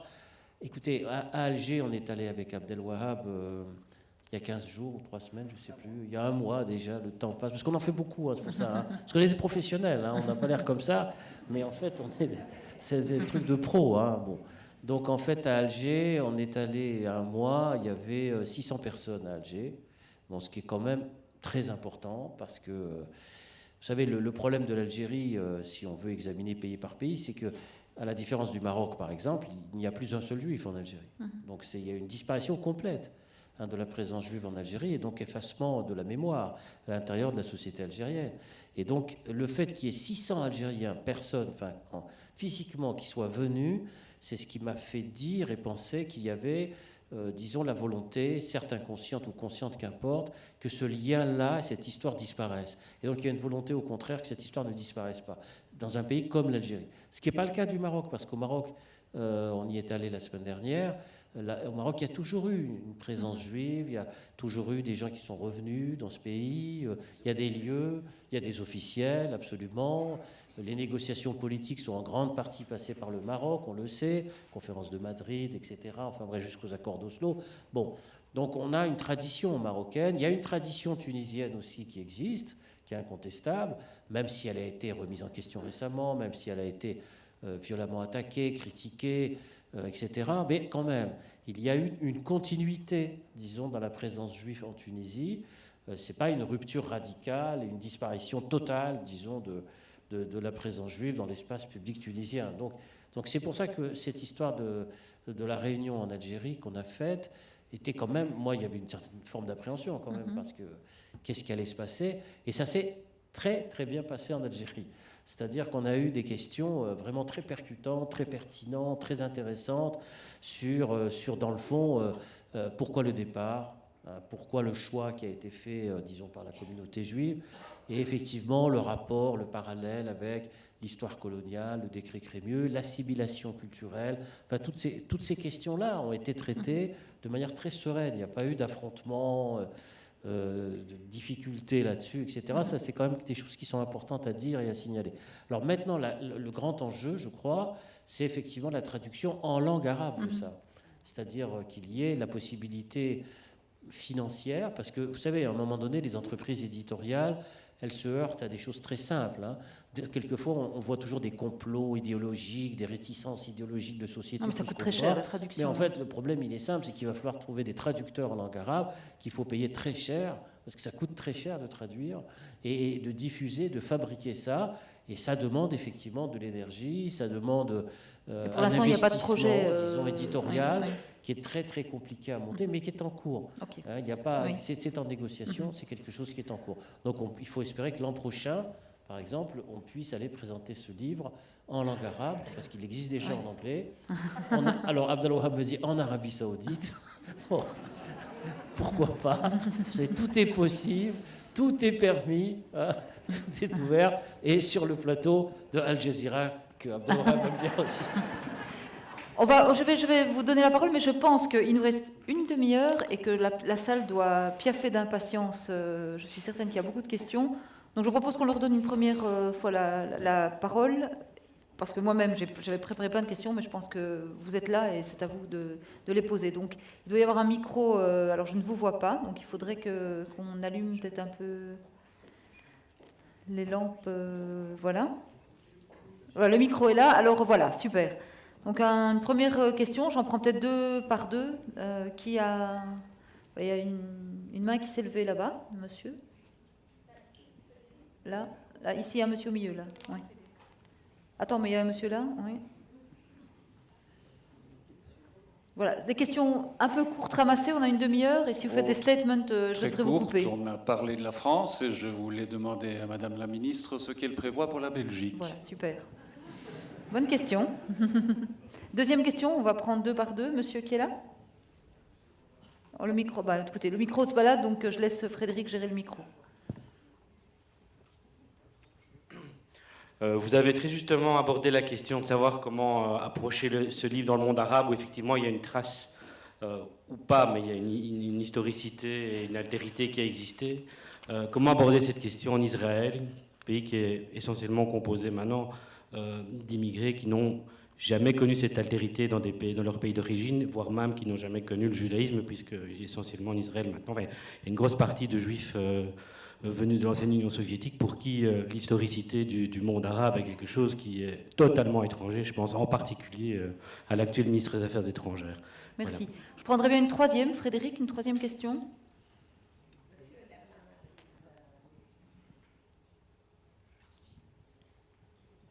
On va revenir vers vous, on arrive. Oui. Oui. Bonsoir.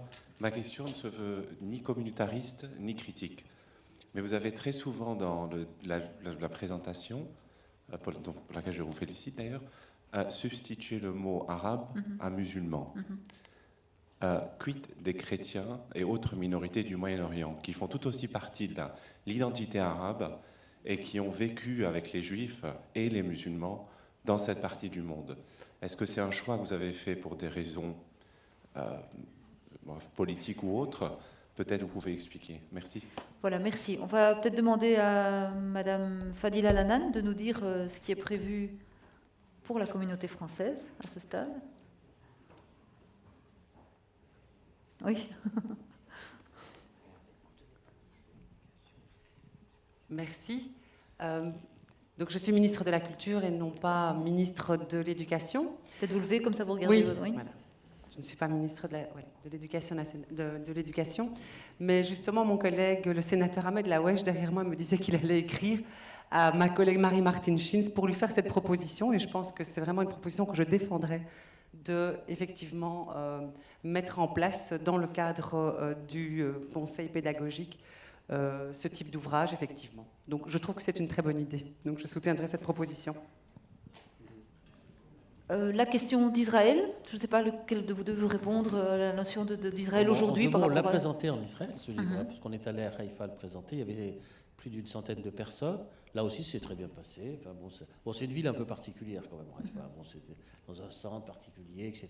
Bon, mais quand même, ça c'est quand même, il y a un intérêt. Alors, la question qui a été posée en fait, c'est le problème de l'occidentalisation d'Israël avec l'arrivée d'1 million de Juifs de Russie qui n'ont absolument rien à voir effectivement avec cette histoire d'Orient et qui pèsent bien sûr sur le plan politique notamment. Mais il y a aussi quand même cette orientalité qui existe en Israël par l'intermédiaire de la communauté marocaine, qu'il ne faut pas non plus sous-estimer, qui elle est attachée quand même à cette question du rapport à l'Orient, même si effectivement le parti politique en Israël marocain est plus proche de la droite israélienne que de la gauche, bien entendu. Mais le fait qu'il se réclame de ce rapport à l'Orient reste intéressant. C'est-à-dire qu'il faut réfléchir aussi, non pas à faire de l'entrisme à l'intérieur du parti chasse, évidemment, mais ce serait compliqué, mais à réfléchir, disons, sur les passerelles qui peuvent exister sur le rapport, effectivement, des communautés d'Orient vivant aujourd'hui en Israël par rapport à une histoire plus classiquement européenne occidentale. Je dirais que pour ce qui concerne les communautés, entre guillemets, tout ça, parce qu'on est obligé d'employer des mots malheureusement restrictifs, qui viennent d'Orient et qui vivent en Israël, à l'intérieur de ces communautés, notamment dans les nouvelles générations, c'est-à-dire chez les jeunes qui sont issus de parents ou grands-parents venant du Maroc, d'Algérie, de Tunisie, d'Égypte, etc., il y a incontestablement une recherche d'Orient. J'en veux pour preuve le fait qu'il y a énormément de jeunes chercheurs qui, soit en Israël ou en France, parce que bon, c'est en France que vivent les deux plus importantes communautés juives et musulmanes d'Europe. Donc il faut quand même aussi voir que le succès du livre est en rapport avec cette spécificité, quand même, cette singularité. Bien, il y a énormément de jeunes chercheurs aujourd'hui, appartenant, disons, à la communauté juive, qui est elle-même originaire d'Orient, qui veulent travailler sur cette histoire d'Orient. C'est-à-dire qui disent, dans le fond, qui sommes-nous ? De quelle filiation et de quelle origine et dans quelle généalogie nous sommes aujourd'hui. Et ça, c'est nouveau. C'est-à-dire que c'est la troisième génération, en fait, qui veut et qui vise à cette forme de réappropriation de cette histoire qui s'est perdue, à travers, encore une fois, de nombreux jeunes chercheurs âgés de 25 à 30 ans et qui veulent savoir quelle était l'histoire de leurs grands-parents, l'histoire de leurs parents, dans cette histoire orientale. C'est sans doute la vertu du livre, parce que souvent, quand on part à la recherche de son histoire, elle n'est pas balisée, ou elle est orientée, ou c'est un côté plutôt qu'un autre. Ici, c'est une histoire complète. C'est ça qui est extrêmement riche, en fait. Vous voulez répondre à la question sur arabes, musulmans, les chrétiens, les minorités ? Non, si ça a été entendu, moi je sais que délibérément, je suis passé de musulman à arabe, mais beaucoup plus, je dirais, en pensant à mon contexte d'origine, le contexte tunisien, ou même la berbérité, et ça ne veut pas dire qu'il faille la négliger, parce qu'actuellement, on y revient. Mais tout ce que jamais dans mon esprit, et je suis très très très vigilant sur l'idée de la distinction entre arabes et musulmans et sur justement le rôle et l'effet chrétien dans l'arabité, bien sûr, cela compte. Mais pour ce qui concerne la question de la culture arabe et du référent arabe en Israël, c'est une question qui, d'une manière ou d'une autre, se posera. Elle se posera forcément. Il y a des timidités, il y a une volonté là de l'inscrire, avec d'ailleurs un débat où beaucoup de gens ne sont pas contents du fait que la lettre arabe désormais s'exhibe et que l'intégralité de la toponymie est illustrée par la graphie hébraïque et la graphie arabe dans toutes les villes, dans toute la balistique, dans toutes les désignations, les pancartes, les orientations. Mais c'est une question qui se posera forcément. Mais encore faut-il, la question de la culture arabe va se poser aussi pour les locuteurs de langue arabe et les Arabes eux-mêmes ethniquement, puisqu'actuellement nous sommes dans une phase où dans les écoles, les grands classiques arabes, qui sont très très souvent des classiques qui ne correspondent pas à la norme, et que les grandes voies poétiques, les grandes voies mystiques, les grandes voies philosophiques sont beaucoup plus antinomiques que normatives, donc elles ne sont pas soumises à la norme islamique, elles sont rejetées pour l'instant. Donc il y aura la question du retour au redéploiement de la culture arabe, du classicisme arabe, se fera évidemment à partir du néant israélien, mais elle se fera, c'est une nécessité pour l'intégration dans la région. C'est-à-dire, en fait, il faut revenir à ce que, pour ce qui concerne Israël, à ce que Camus a pu penser sur la question de l'arabité dans le contexte algérien, avec le rêve de Camus que l'Algérie puisse tenir compte de l'intégralité de sa diversité, et dans une vision où les Français d'Algérie seraient intégrés dans l'identité nationale algérienne. C'est un rêve qui a plus ou moins circulé. C'est dit d'une manière très fine dans les chroniques algériennes chez Camus, où il dit ceci, la nécessité, je veux dire, de la réconciliation avec le fond arabe, il ne parle pas du fond berbère, c'est justement de parvenir à reconnaître le moment où l'arabité a été performante, où l'arabité a produit de la civilisation.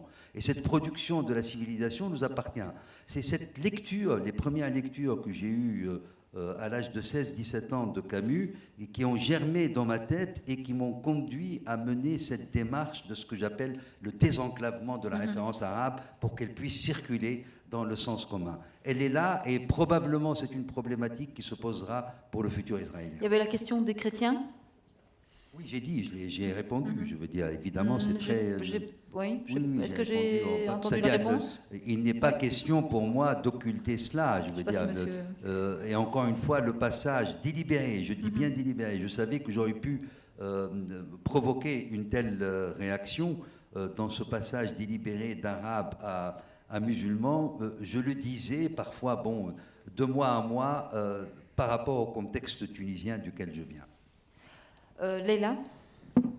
Je voudrais, en réponse à cette question sur les minorités, dire que lorsque je dis que le livre arrive au bon moment où les citoyens du monde arabe, irrespectivement de musulmans ou chrétiens, arabes ou berbères, juifs ou musulmans, ou laïcs, ou laïcs ou non-croyants, d'ailleurs vous avez vu, je salue les Tunisiens dans la salle pour leur constitution, la liberté de conscience. Oui, je sais, Abdel Wahab, mais pour moi c'est un très grand pas en avant déjà. Si on pouvait avoir la même constitution dans les autres pays, on serait rassuré. Je crois qu'il ne faut plus parler de minorité. Je crois qu'aujourd'hui, nous avons vu dans les manifestations, mais on ne va pas prendre le temps, on en parlera tout à l'heure, toi et moi. Je crois qu'aujourd'hui, il n'y a plus cette notion. C'est une notion qui fait partie du legs du 19e et du 20e siècle. Et donc, moi, je pense qu'il ne faut plus parler de minorité. Il faut parler de la diversité et de l'épaisseur de nos civilisations qui s'enrichissent. Elles ne se négationnent pas. Elles ne se nient pas les unes les autres. Elles s'accumulent. Les chrétiens sont à l'origine de la Nahda arabe. C'est eux qui ont fait réellement la renaissance de la langue, de la littérature, de l'édition, du livre, etc. Mais je voudrais dire une chose que je n'ai pas dit, et c'est là le secret de la sérénité de ce livre.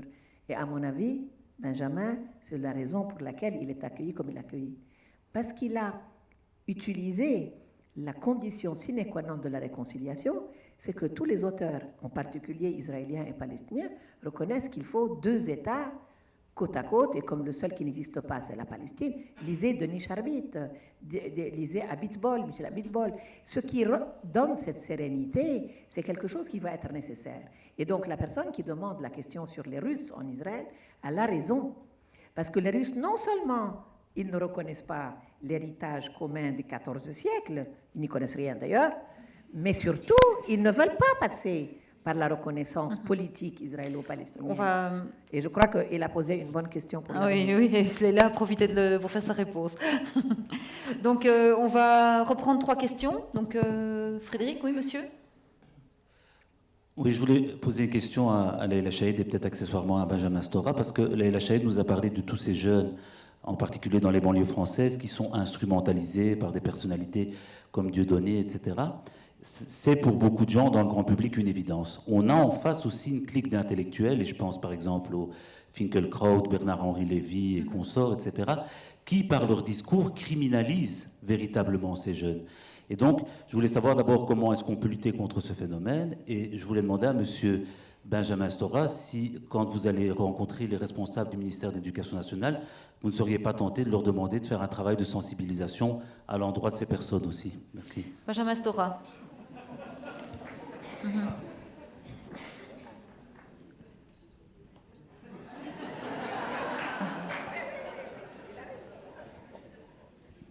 Non, mais là, vous demandez à Benjamin une chose qui ne se fait pas. Je veux dire, non, le paysage est libre.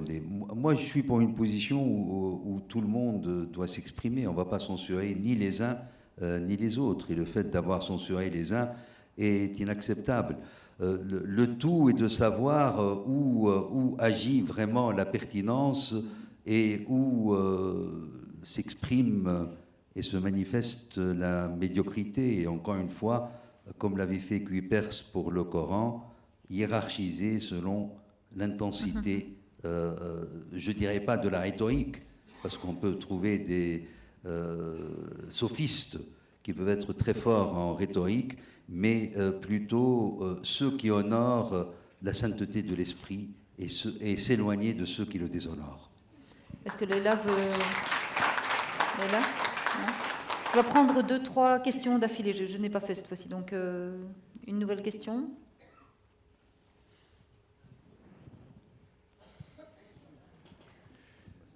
Bonsoir. J'aimerais bien que... Il y a encore un quart d'heure. Oui. Oui. J'aimerais bien que les deux orateurs nous disent en quelques mots comment ils ont vécu leur vie quotidienne dans leur jeunesse, dans leur rapport à l'autre, le juif par rapport aux musulmans et inversement. Merci. Je prends une deuxième question.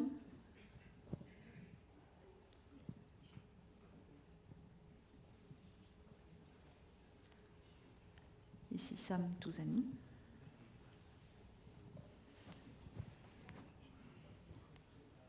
Merci, bonsoir. Je vais essayer de faire très très court pour la question, mais j'ai envie de réagir quand même sur 2-3 petites choses. D'abord, je suis profondément touché. Effectivement, ce livre arrive à point. La question de l'identité, j'estime que c'est véritablement une question universelle, au même titre que Leïla Chaïd nous l'a précisé. Alors moi, il y a vraiment quelque chose qui m'interpelle et qui me bouscule. Contrairement à Hassan, c'est pas Finkielkraut. Je pense que Finkielkraut ne fait pas partie de ces délinquants relationnels, en tout cas. C'est à un autre niveau que ça se situe. C'est bien beau, j'ai envie de dire, de pouvoir prôner la force de l'échange et d'essayer d'éradiquer la force de la violence. Je trouve ça magnifique. Alors, en réponse, on nous dit, faisons de la pédagogie. Magnifique. Alors, essayons de sensibiliser les écoles, les jeunes, les générations futures, mais quid des gens qui n'ont plus accès à l'école aujourd'hui, des chômeurs, des travailleurs, la majorité silencieuse. Comment fait-on aujourd'hui de la pédagogie avec ses oubliés, ceux qui démarrent au quart de tour. Aujourd'hui, nous sommes passés du logos au pathos. Et on agit de manière viscérale, avec beaucoup de haine d'ailleurs, sans véritablement faire chacun son pas vers l'autre. Si vous pouviez, parce que symboliquement c'est très fort de voir ces intellectuels, mais vraiment, je le dis avec beaucoup d'estime et de respect, mais moi j'ai envie de parler à mon pote du quartier, et j'ai envie de le convaincre sans pour autant que Dieudonné passe par là. Je vous remercie de répondre. Monsieur Stora. Non, mais je comprends très bien la question, évidemment. C'est le problème de la marginalisation sociale d'une masse considérable de jeunes aujourd'hui, effectivement, qui se sentent exclus et rejetés du système. Mais pour que cette reconstruction, cette réconciliation, enfin je ne sais pas quel terme utiliser, puisse avoir lieu, qu'on le veuille ou non, au risque de vous choquer, il faut qu'il y ait aussi une reconstruction et la construction d'un espace par le haut. C'est-à-dire par... c'est terrible ce que je dis, hein, mais c'est le fait que ce livre-là existe aujourd'hui à travers 120 chercheurs qui sont tous des universitaires, qui ne sont pas des banlieues, hein, ça c'est sûr. C'est quelque chose de très important. Je vais vous dire pourquoi. En 1967, j'utilise souvent cet exemple, mais il faut le donner, il y a une revue qui s'appelle Les Temps modernes en France, dirigée par Jean-Paul Sartre, et qui avait décidé de consacrer un numéro spécial des Temps modernes, en janvier 67, au conflit israélo-arabe, comme on disait à l'époque. Et alors, ce numéro des Temps modernes, il avait été fabriqué de la sorte, c'est-à-dire qu'il y avait d'un côté des intellectuels arabes au sens large, et puis de l'autre côté, mais de manière étanche et totalement séparée, les intellectuels israéliens ou juifs. Il y avait deux partis dans les Temps modernes. C'était comme ça. Il y avait comme ça une espèce de mur. C'était en janvier 67. Et il n'y avait pas la possibilité, disons, d'avoir un numéro de transversalité, c'est-à-dire où les choses circulent. Je parle au niveau du monde intellectuel. Hein. Alors c'est vrai que ça nous éloigne peut-être des considérations de ce qui se passe dans les banlieues, les quartiers, etc. Mais ça va nous y amener, parce que ce que nous montre ce livre, c'est que nous ne sommes plus en 1967. C'est qu'à la fois, il y a un durcissement, il y a une guerre des mots et des fabrications identitaires qui se figent sur des oppositions, et en même temps, ce livre, il est fait dans la transversalité, et non pas dans la séparation. C'est-à-dire que les intellectuels, je vais presque dire du monde entier, décident de travailler dans un espace qui est commun et mixte, mais qui n'est pas un espace séparé. Et ça, c'est fondamental. Et ça, c'est nouveau. Et ça, c'est très important. C'est-à-dire qu'ils étudient dans chacune des phases chronologiques proposées dans cet ouvrage, ensemble, et non pas séparément et en affrontement. Mais ils se complètent, même s'ils ne sont pas d'accord, mais ils se complètent, et ils puisent, disons, à une histoire longue, la possibilité d'échanger des arguments, ce qui n'existait pas auparavant. Et le fait qu'on acte cela aujourd'hui, en 2014, c'est-à-dire qu'il y a la possibilité d'un point d'appui théorique, historique, académique, universitaire, c'est ce qui permettra précisément ensuite de pouvoir aller vers effectivement les quartiers, les jeunes, etc. etc. Je ne sais pas si vous comprenez. Et Sam Touzani est comédien, donc il peut en faire un spectacle. C'est fondamental, parce que moi, je ne vais pas, disons, aller vers quelque chose qui pourrait s'apparenter, entre guillemets, à ce qu'on appelle aujourd'hui du populisme. C'est-à-dire, bon, on va trouver un truc de vulgarisation pour les quartiers, en trouvant des langages qui parlent aux jeunes. Ouais, salut mon pote, viens, on va s'asseoir, je vais te raconter l'histoire de l'Andalousie et tout ça. Bon, non, ça ne marche pas, ça. Je veux dire que si vous avez la fabrication théorique d'un espace mixte aujourd'hui et qui rassemble des universitaires du monde entier, vous avez la possibilité d'un point d'appui qui vous permettra ensuite d'aller expliquer les choses. Or, ce point d'appui-là n'existait pas auparavant. Auparavant, ce qui existait, c'était une histoire des Juifs d'un côté et une histoire des musulmans et de l'islam de l'autre côté. Mais il n'y avait pas la possibilité d'avoir, sur une même tribune, des intellectuels appartenant à des univers différents. Moi, c'est pour ça que je me suis fait attaquer par quelqu'un comme Alain Soral, qui a fait une vidéo contre moi, parce qu'il voyait à travers mon existence un danger. Pourquoi le danger? Parce qu'il y avait à travers ce que moi je fabriquais comme discours et comme pratique, et comme discours naturellement historien, la possibilité de l'échange et de la circulation entre tous ces univers. Et ça, c'est un danger mortel pour eux. Parce qu'ils ne vivent que de la séparation des univers. Or, il a commis, entre guillemets, une erreur fondamentale. C'est comme attaquant, en fait, dans cette vidéo, vous faites Stora Soral, vous tombez dessus, c'est très facile maintenant à Dailymotion, ou je sais pas quoi, YouTube.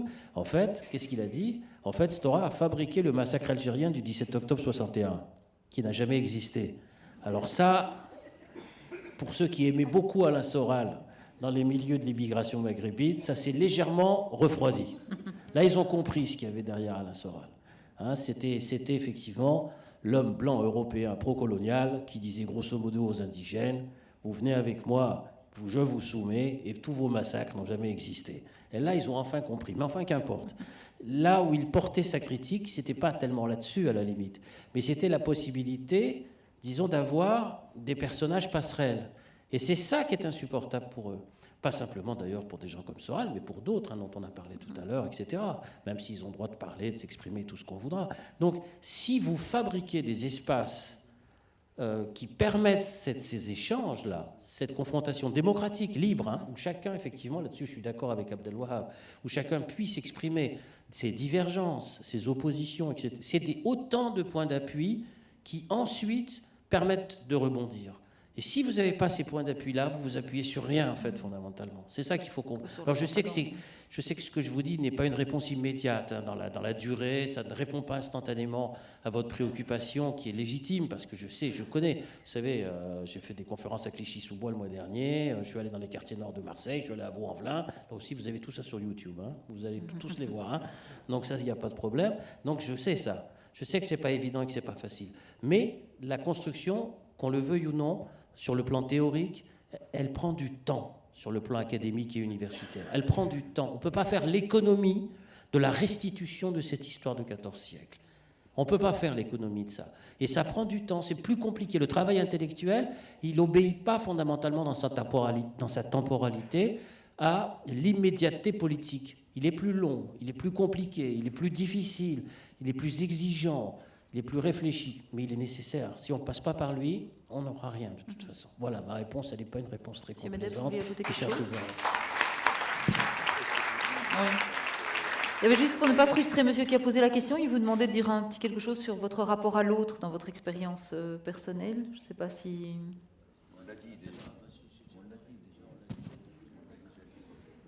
Simone ? Rapport à l'autre, moi c'est très particulier, c'est une différence avec Abdelwahab, parce que le rapport à l'autre dans l'histoire de l'Algérie coloniale ne peut pas être le même qu'en Tunisie, parce que nous étions à la fois ensemble dans un espace mixte, au niveau par exemple des liturgies de synagogues ou de mosquées, dans la rue on entendait le même type de liturgie, c'était la même sonorité, les mêmes chants. Hein. Donc il y avait dans l'espace public, dans les rues, au niveau de la musique, le ma'alouf constantinois, etc., il y avait l'utilisation de la langue arabe par la musique, il y avait les traditions culinaires, etc. Mais en même temps, il y avait une séparation.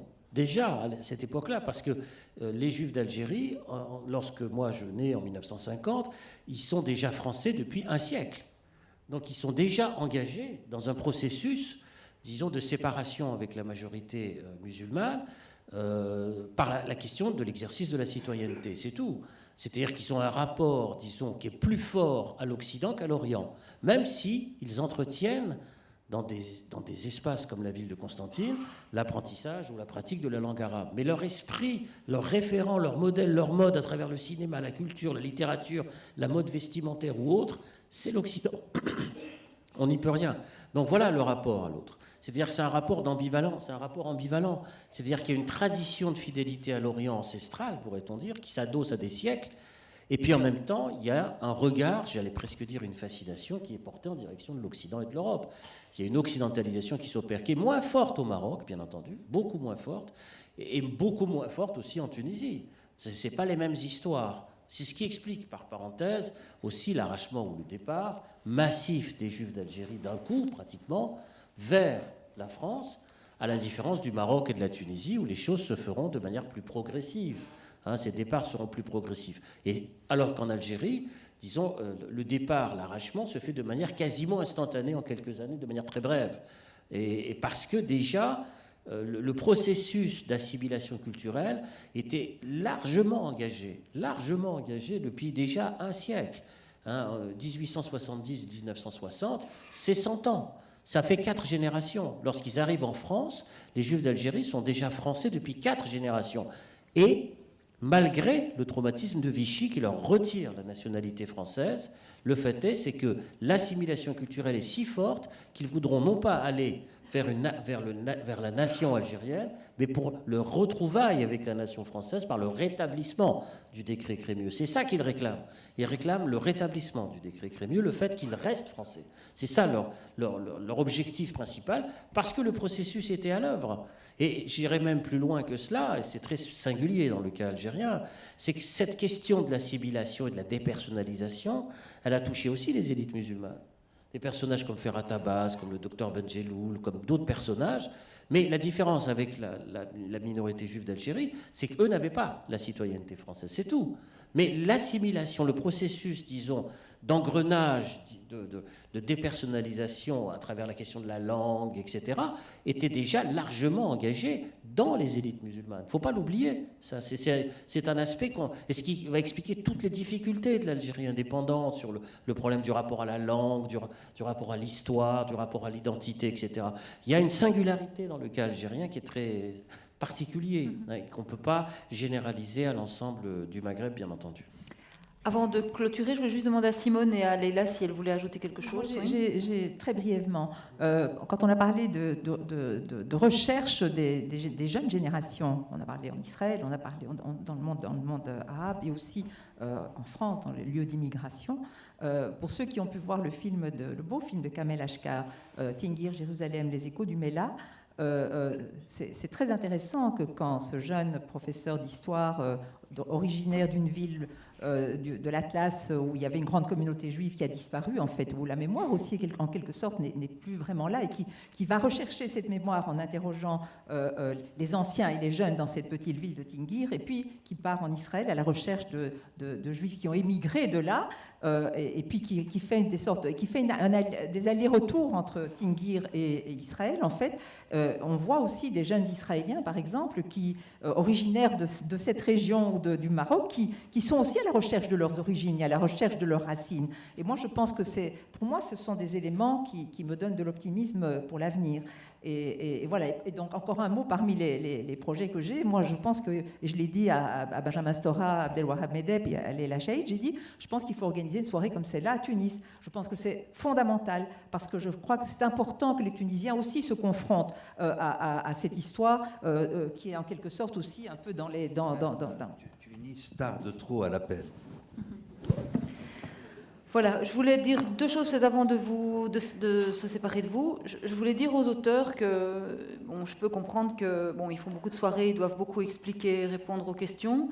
J'ai envie de vous dire que c'est indispensable de se confronter et de faire ce travail d'accompagnement, parce que c'est à travers ça que vous le mettez en situation, et que je pense que vous avez fait quelque chose dont vous êtes les accompagnateurs. Donc les questions sont là, et les questions, elles vous sont adressées, et je suis sûre qu'ici, on va frustrer beaucoup de monde en ne vous leur donnant pas encore plus de temps, parce qu'il y a beaucoup de besoins de savoir, et que vous êtes les guides dans ce savoir. Donc je sais que c'est lourd à porter peut-être parfois un peu fatigué quand on vous pose des questions, mais moi je trouve que vous avez une responsabilité d'être nos guides dans ce savoir, et donc de répondre aux questions. Donc je m'excuse, je pense que je vous sentais parfois un peu fatigué sur l'idée de répondre, mais non, il faut le faire, je suis désolée. La deuxième chose que je voulais dire, oui, parce qu'on est un peu frustrés, la deuxième chose que je voulais dire, c'est que l'autre jour j'étais en voiture, j'entendais Moustalargo qui disait qu'il y avait eu un gros problème aussi de pédagogie chez nous. En fait, moi, je viens d'un petit village du Namurois, et je veux dire, la connaissance du monde arabe était assez limitée, je dois vous le dire. Et donc, il nous disait que dans nos livres d'histoire, en général, on arrêtait les Arabes à Poitiers, mais on les arrêtait aussi dans les livres d'histoire à ce moment-là. C'est-à-dire qu'on ne savait plus ce qu'ils devenaient, jusqu'à ce qu'à un moment donné, on les redécouvre à la télévision, dans des circonstances particulièrement difficiles. Et donc, je pense que c'est quand on passe du temps dans la maison de la sagesse, on passe un merveilleux moment, et je pense qu'il faut restituer, il faut faire ce voyage aux élèves, il faut les emmener dans la maison de la sagesse. Alors bon, si vous ne savez pas, c'est dans le livre, si vous savez, vous allez revivre.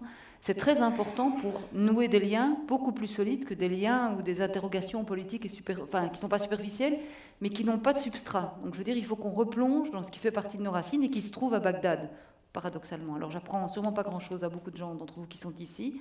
Dites-le autour de vous. Et je pense que nous aussi, comme journalistes, on a une responsabilité de ne pas toujours être dans le contemporain, mais aussi de raconter l'histoire. Et on le sait, pour les relations aussi en ce qui nous concerne, flamand ou francophone, c'est exactement la même chose. Dès qu'on se plonge dans l'histoire, on voit que les choses sont beaucoup plus complexes que parfois le discours politique peut les caricaturer. Voilà. Maintenant, ils vont être prêts pour les signatures. Précipitez-vous. Merci beaucoup.